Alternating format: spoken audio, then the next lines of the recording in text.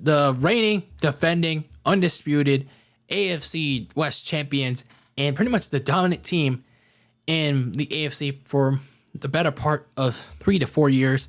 And that is, of course, the Kansas City Chiefs. Now, it's kind of I say this for a lot of teams, but for the Chiefs, this could be an interesting season for them, for better or for worse. And this season could provide a lot of turnover, because following 2021, during that season, they were coming off losing the Super Bowl in a very bad way to the Tampa Bay Bucs and Tom Brady, and they pretty much lost their title defense in back-to-back Super Bowls. And going into 2021, Patrick Mahomes and the Chiefs, they had a retooled offensive line, which was the biggest weakness in that Super Bowl blowout to the Bucs, and they were pretty much wanting to go back. They wanted to go back to their third straight Super Bowl, get the redemption, whoever they're going to face, and get Mahomes and company a second Super Bowl title. But unfortunately, things like Mahomes turning the ball over more than usual, the defense going back to that 2018 level of play, giving up so many yards, so many points, that would contribute to a lot of ugly losses. And by the midway point of the season, they were 3-4. And a lot of people like myself were wondering, are the Chiefs going to be another victim of the Super Bowl losers curse, where pretty much after a team loses the Super Bowl, they do either poorly or don't live up to expectations, or they just do flat out bad.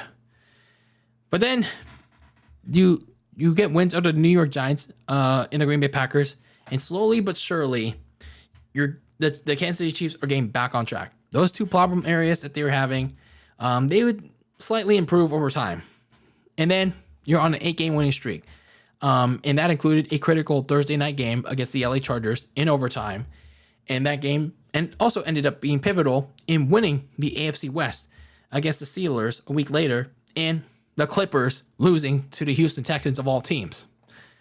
So for the Kansas City Chiefs, you're pretty much back to the status quo. Patrick Mahomes is performing well again. The defense is doing good too. But because you lost to the Tennessee Titans during that 3-4 stretch, you lost out on a chance to clinch the top seed, especially solidified by the fact that you had that 8-game winning streak snapped by the Cincinnati Bengals in an upset. But in all honesty, it wouldn't matter come playoff time. You easily disposed of the Steelers and wash-dash Big Ben, and you barely outlast Josh Allen and the Buffalo Bills in a thrilling, nail-biting divisional game. And you're back in the AFC Championship game. All you had to do was overcome the Cincinnati Bengals and Joe Burrow with their crappy offensive line, who somehow managed to get past the Tennessee Titans and their 9-sack sandwich. But against the Cincinnati Bengals, despite having a 21-3 lead before halftime, they seem poised to make good on that promise of returning to the Super Bowl and getting their redemption. But then the second half happens. Conservative coaching from Andy Reid, mistakes from Patrick Mahomes, the 2018 level of defense, pretty much the mistakes of Chiefs history, it comes back to bite them in the ass. And that allows Joe Burrow, Jamar Chase, and that Bengals team to claw back into the game. They even took the lead late. And then the Chiefs managed to force overtime on a field goal. And then when it came to the overtime coin toss, and then people were wondering, oh shit, is this just like the Bills game? The Chiefs won the overtime coin toss. Are the Chiefs going to win it? And then we get to overtime. The Chiefs won the coin toss, but unlike the Bills game, the Chiefs turn the ball over. Mahomes forces a pass to Jesse Bates, I believe it was, and all they can do was watch Cincy milk it all the way down the field and kick their Super Bowl return dreams away for good. So a disappointing end, but if you're the Chiefs, you at least managed to overcome the Super Bowl losers curse. You at least managed to get to the AFC Championship game. Most of the teams in the last decade couldn't even say that. So, of course, if you're Mahomes and that Chiefs team, you want to get back to the Super Bowl in 2022. And that goal is definitely going to be harder with a much more competitive AFC West and a more competitive AFC. So looking at some of their key moves in the offseason, you re-sign Jerick McKinnon, you extend Frank Clark, you also re-sign tackle Andrew Wiley. And then looking at some of their additions, it's honestly not many to counter the losses that you had in the offseason. You signed safety Justin Reed to from the Houston Texans, and there's a good reason for that signing. You also signed receivers Marquez Valdes-Scantling from the Packers, receiver Juju Smith-Schuster, which was surprising considering that you'd think that he would want to play for the Steelers again, but I guess not. They also signed Ronald Jones from the Tampa Bay Bucs, even though they have a litany of running backs in Kansas City. But then this is where things get really interesting. They lost a lot of key people. Firstly, their biggest piece on offense, aside from Patrick Mahomes and Travis Kelce. They lost their speed.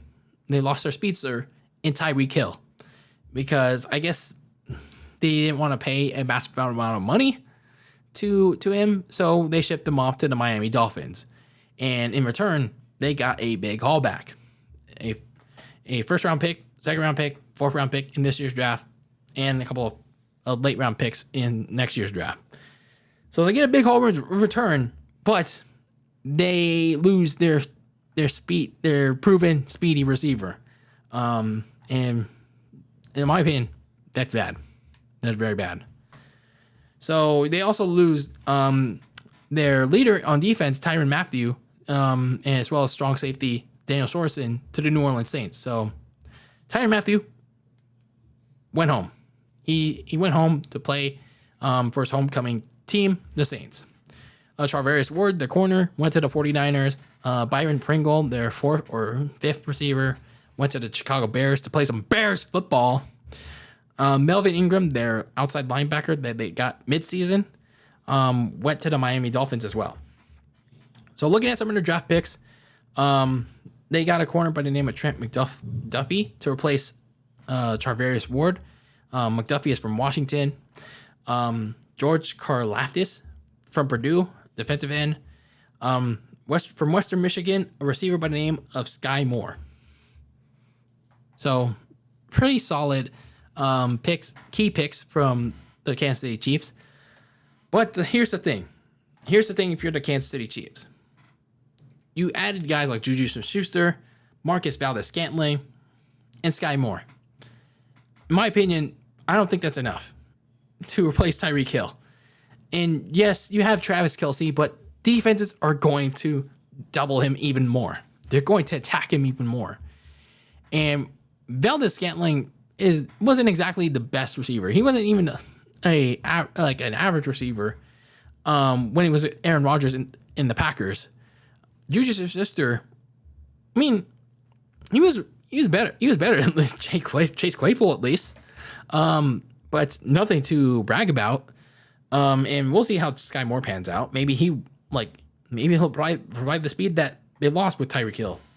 So we don't know yet. We don't know yet. But for now, all three of those guys are not enough to replace Tyreek Hill. And definitely, teams are going to attack Travis Kelce even more. The defense is another story. It's very troublesome right now. Tyrann Mathieu was the leader on that team. Who's going to be that guy that calls out the defense for its problems? Who's going to be the guy that is the guy? Who's the guy on that defense that calls out the plays? Who steps up when it matters most? It's just worrisome. Sure, you have a good pass rush, but that can only do so much when your secondary is giving up a lot of yards, a lot of points to opposing offenses. So whoever it is between, especially in the corner spot, between DeAndre Baker, Rashawn Fenton, L'Jarius Sneed, the rookies that they drafted. I don't know. I don't think it's enough. Like they're being tasked with so much and just trying to improve one of the most middling secondaries in the NFL from last year. Especially considering the fact that they're going to be competing against a much more competitive slate of quarterbacks in the AFC, let alone their own division. So looking at some of their key games in 2022, like with every other team that has been discussed, it's every single game in the AFC West. Such is the case their home opening game against the LA Chargers on a Thursday night. And that is the first Thursday night game on Amazon Prime Video. Yeah, fuck that. So they also faced the Raiders on week 5. So critical matchup there as well against Derek Carr, Devontae Adams, Hunter Renfrow, and that team. So you better watch out for that sleeper of a team. And then week 14 is where things get interesting. They played the Denver Broncos on, I think it will be a Sunday night game. You're playing Russell Wilson for the first time in a Denver uniform, and you're playing just as an explosive offense as yours if you're the Kansas City Chiefs with Cortland Sutton, Jerry Jeudy, Tim Patrick. So that could get very interesting, and depending on where the Chiefs stand going in by that point in the season. So, of course, if you're Mahomes, if you're Kelsey, how do you adjust to this new offense without Tyreek Hill? Like, where's the speed coming from? Is it coming from Juju Smith-Schuster, Sky Moore? Like, where's the speed? Like, who's the top receiving option in this offense? Where is it? Where is it coming from? We're about to find out in the next coming weeks, months, because I believe the receiving core downgraded a bunch in this offseason. And who's going to be the starting running back, because they have a lot. They have a lot of running backs now. They have Clyde Edwards-Helaire. They have Ronald Jones. They just re-signed Jerick McKinnon. Who's going to be the starting back? Who's going to be the starting running back for that team? They signed so many running backs. Who are they? The 49ers? So for the Chiefs defense, are they going to be somewhat of a lockdown defense, or are they just going to be the same one in 2021? So a lot of questions to be answered for the Kansas City Chiefs as they try to defend their throne as the best in the division, as well as their place among the AFC elite. So for the Chiefs, yes, you got a really good quarterback, an improving one in Patrick Mahomes, who has been dominating this division for the last couple of years, but you lost a lot of key players. And this division is only getting better, at least on paper, until they prove otherwise. But for the Chiefs, I still have them winning at least 10 to 13 wins until we get to the actual start of the season, because we don't know what to expect for the Denver Broncos yet with Russell Wilson.